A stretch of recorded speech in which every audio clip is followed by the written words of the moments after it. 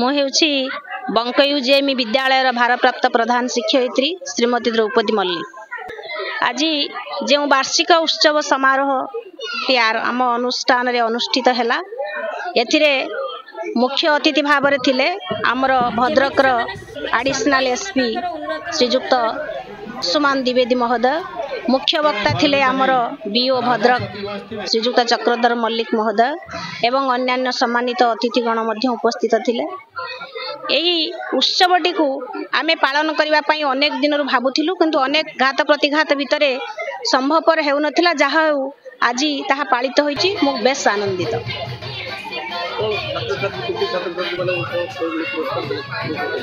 आम विद्यालय राज्य स्तर रे टाइकेंडू रे स्वर्ण एवं रौप्य पदक जीति 2 जन छात्र छात्री से आमे संबर्धित करिथिलु पूर्व दिन।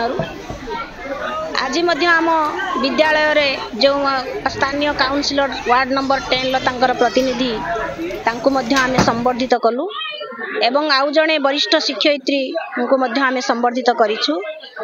ए उत्सवर मुख्य कारण हेउची जे पिला माने सब बेले पाठ पढ़ार चाप भितरे हजि जाउचंती, तेणु टिके खुशी हवा पई तांको गोटे मौका मिल जाए। सेथि पई ए समारोह सभाटी आमे रखिछु, जेउथिरे पिला माने पाठ पढ़ा सहित हमर विभिन्न सांस्कृतिक कार्यक्रम रे अंशग्रहण करि परिबे एवं खुशी हेबे।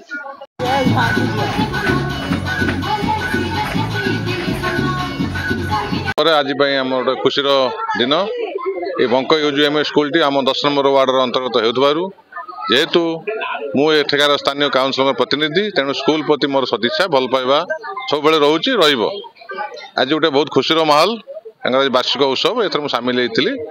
मते स्कूल तरफ सम्मानित अतिथि भाव में ग्रहण करथिले, से मु स्कूल को धन्यवाद दउची, मो आंतरिक कृतज्ञता जनाउची। एवं स्कूल सर्वांगीन उन्नति पई आमे बद्धपरिकर एवं आगामी दिन चेष्टा करूँ स्कूल सब उन्नति हो एवं उन्नति करूँ करुचु एवं करिचु भी बद्ध। स्कूल परिसर रे जो रास्ता देछि या पई मते आपन लागि स्कूल कैंपस साइड जो रास्ता जो टर्न जिबार थला से विषय निश्चित ए पे किछि ऑफिशियली प्रॉब्लम अछि, टेक्निकल प्रॉब्लम हम तो चेष्टा करूचु।